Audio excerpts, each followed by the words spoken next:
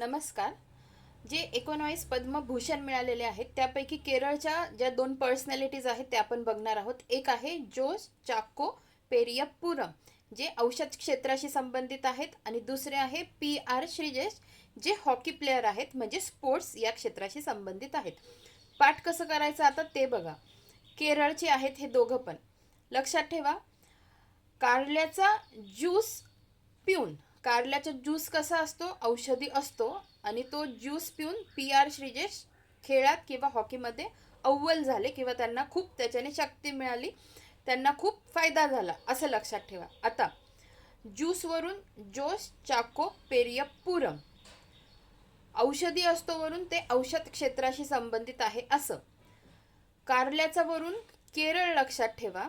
कोणी घेतला? PR श्रीजेश यांनी घेतला, आणि ते स्पोर्ट्समध्ये अव्वल झाले त्याच्यामुळे. मग स्पोर्ट्स कोणता? तर sports related PR Sreejesh hockey player आहेत. अशा पद्धतीने दोन पर्सनॅलिटी केरळच्या आपल्या सहज लक्षात राहतात. कारल्यावरून केरळ हे स्टेट नीट लक्षात ठेवा.